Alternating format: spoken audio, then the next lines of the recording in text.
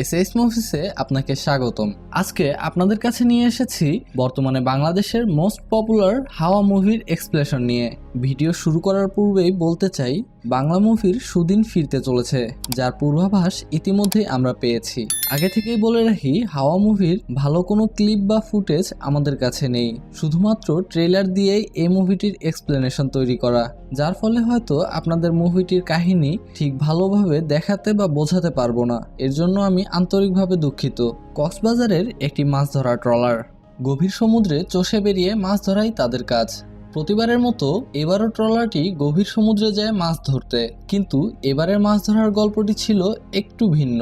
সেই গল্প নিয়েই হাওয়া মুভি আজকের আয়োজন। আসলে কি হাওয়া বাংলাদেশের সেরা মুভি হতে চলেছে? আয়নাবাজি মুভির চাইতেও বেটার মুভি কি হাওয়া?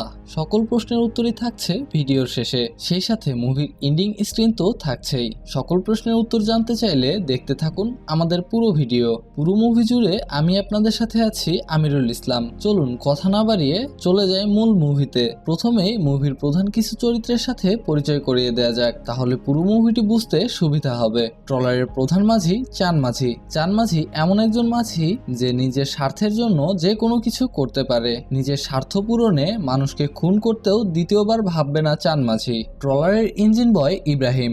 এই ট্রলারে যতগুলো মাঝি ছিল তাদের মধ্যে সবচেয়ে বেশি সৎ হচ্ছে ইব্রাহিম। রহস্যজনক মেয়ে গুলতি। এই গুলতি চরিত্রকে ঘিরেই পুরো হাওয়া মুভির গল্পটি গড়ে উঠেছে। ট্রলারের সবচেয়ে চঞ্চল মাঝি হলো নাগু এবং বাকি চরিত্রের নামগুলো হলো এজা, উরকেজ এবং পারকেজ। চলুন এবার গল্পে যাওয়া যাক। চান মাঝি তার ট্রলার ও পুরো দল নিয়ে গভীর সমুদ্রে যায় মাছ ধরতে। চান মাঝির এক অদ্ভুত ক্ষমতা ছিল। সে সমুদ্রের পানির ঢেউ ও গভীরতা দেখে বলে দিতে পারত কি পরিমাণে মাছ পাওয়া যাবে এখানে। প্রতি রাতেই কম বেশি মাছ আসতে থাকে তাদের জালে। হঠাৎ একদিন রাতে ঝড়ের মাঝে তাদের জালে মাছের পরিবর্তে উঠে আসে একটি মেয়ের মৃতদেহ।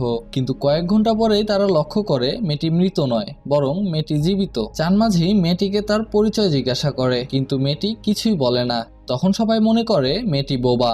মেয়েটি ট্রলারে আসার পর থেকেই চান মাঝি সহ বাকি সবার ভেতরেই এক অন্যরকম লালাসার সৃষ্টি হতে থাকে, শুধুমাত্র ট্রলার বয় ইব্রাহিম বাদ দিয়ে। চান মাঝি তো একদিন জোর করেই বাজে কিছু করতে গিয়েছিল, কিন্তু গুলতি কোনো রকম ভাবে নিজেকে বাঁচিয়ে নেয় এবং নাগু গুলতিকে একদিন জড়িয়ে ধরেছিল। গুলতি তখন নাগুর জায়গা মতো মেরে নিজেকে বাঁচিয়ে নিয়েছিল। এরপর থেকেই ট্রলারে শুরু হয় একের পর এক ঝামেলা। ট্রলারে মাছই উঠছিল না, যেখানে অন্য কোনো ট্রলার পাশ দিয়ে গেলে সবাই বলতো এখানে তারা অনেক মাছ পাচ্ছে, কিন্তু গুলতি আসার পর থেকে চান মাঝির নয়নতারা ট্রলারে কোনো মাছের দেখা নেই। এরকম বাজে দিনের মাঝে হঠাৎ একদিন ট্রলারের ইঞ্জিন নষ্ট হয়ে যায়।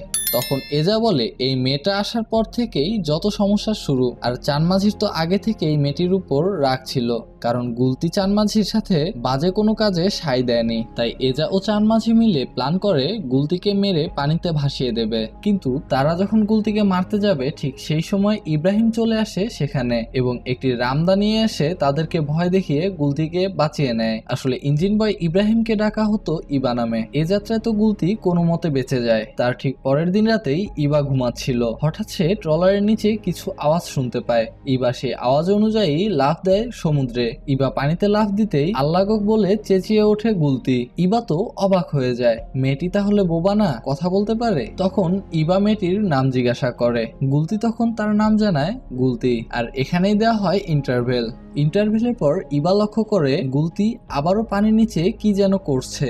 তখন ইবা আবারও পানিতে নামে এবং গুলতিকে জিজ্ঞাসা করে সে কে এবং সে কি চায়, কেনই বা এসেছে এই ট্রলারে। এখানেই আমরা জানতে পারি গুলতি একটি দেবীর আদেশে নিজের ইচ্ছাতেই এসেছে এই ট্রলারে। গুলতি এখানে এসেছে সবাইকে মেরে ফেলতে, কারণ গুলতির বাবাকে এই ট্রলারের একজন মেরে ফেলেছিল। এবার তখন বুঝতে দেরি হয় না যে গুলতির বাবাকে চান মাঝি মেরেছে। সব কথা শুনে ইবা তখন বলে, তোমার বাবাকে যে মেরেছিল তুমি তাকে মারো, সবাইকে কেন মারবে? তখন গুলতিও বিষয়টিকে নিয়ে ভাবতে থাকে। ইবা ছাড়া আর কেউ জানতো না যে গুলতি কথা বলতে পারে।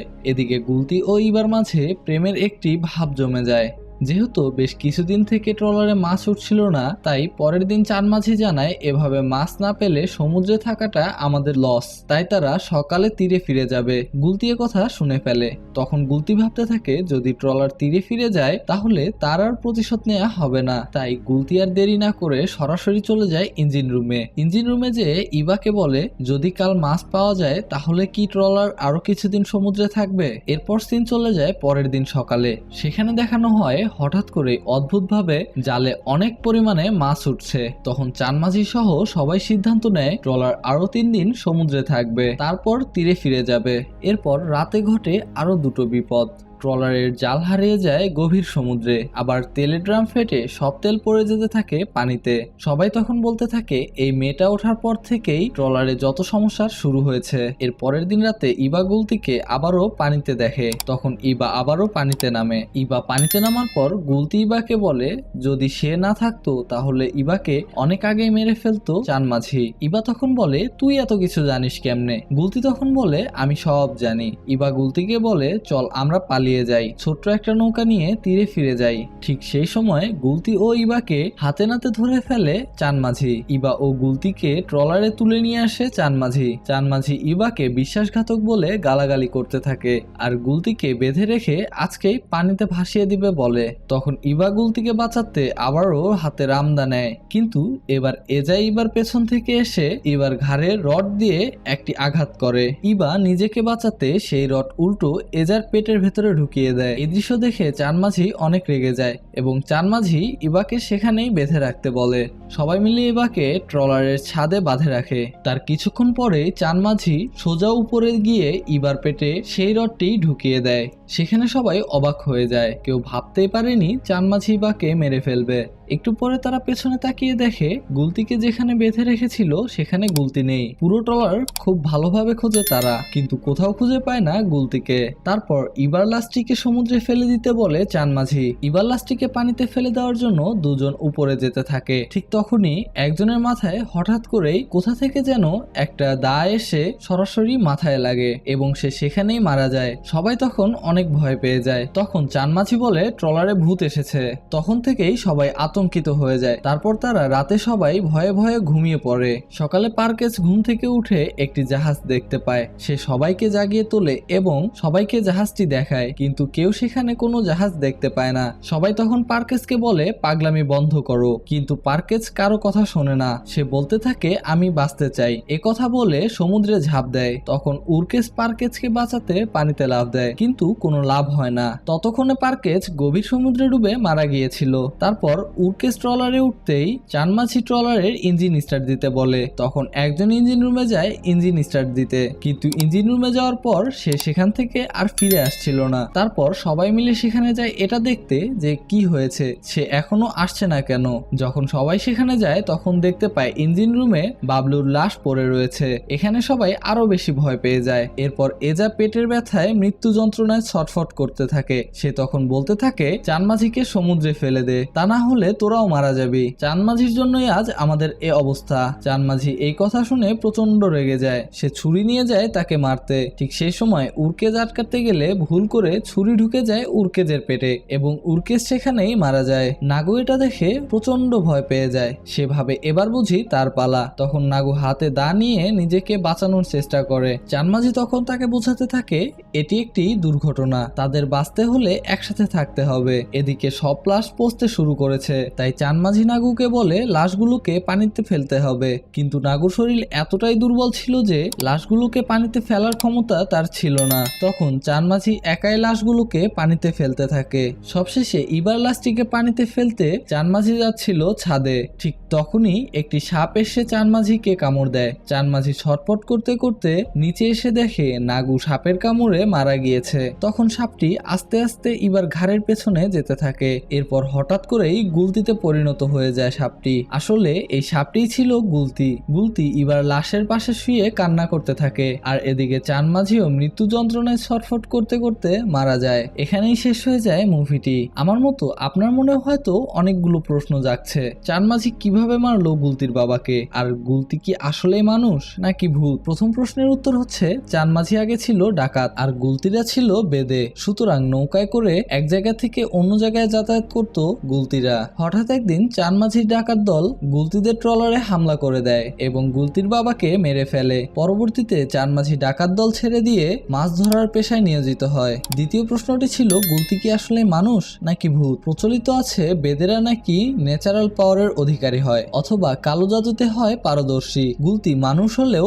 সাধারণ কোনো মানুষ ছিল না, সে কালো জাদুতে ছিল তখুর পারদর্শী। যেহেতু গুলতিরা ছিল বেদে, সেহেতু সে কালো জাদুর মাধ্যমে সাপ হয়ে এসে তার বাবা হত্যার প্রতিশোধ নিয়েছিল। চানমাঝিকে সে সাপ হয়ে খুন করেছিল, আর নাগুকে খুন করেছিল কারণ নাগু তার ইজ্জত কেড়ে নিতে চেয়েছিল। আর এভাবেই গুলতি তার বাবা হত্যার প্রতিশোধ শেষ করে। মূলত এই ছিল মুভিটির মূল গল্প। আমার কাছে মুভিটি খুব বেশি ভালো লাগেনি, আবার খারাপও লাগেনি। মুভিটির গল্পটি ছিল একদম সহজ প্যাটার্নে। গল্পটি যদি আরেকটু কমপ্লিকেটেড করতো তাহলে আরো ভালো হতো। তবে হলে গিয়ে মুভিটি দেখতে পারেন। হলে গিয়ে মুভিটি দেখলে প্রচন্ড মজা পাবেন, যা আমিও পেয়েছি। সুপ্রিয় দর্শক, মুভিটির এক্সপ্লেনেশনটি আপনাদের সামনে ভালোভাবে উপস্থাপন করতে পেরেছি কিনা তা আমি জানি না। যদি এক্সপ্লেনেশনটি ভালো লেগে থাকে তাহলে অবশ্যই লাইক, কমেন্ট এবং শেয়ার করে আমাদের পাশেই থাকবেন, এবং আমাদের পরবর্তী ভিডিও সবার আগে পেতে আমাদের চ্যানেলটিকে সাবস্ক্রাইব করে পাশে থাকা বেল আইকনটি বাজিয়ে দেবেন। পুরো মুভি জুড়ে আমি আপনাদের সাথে ছিলাম আমিরুল ইসলাম। এতক্ষণ আমাদের পাশে থাকার জন্য আপনাকে অসংখ্য ধন্যবাদ।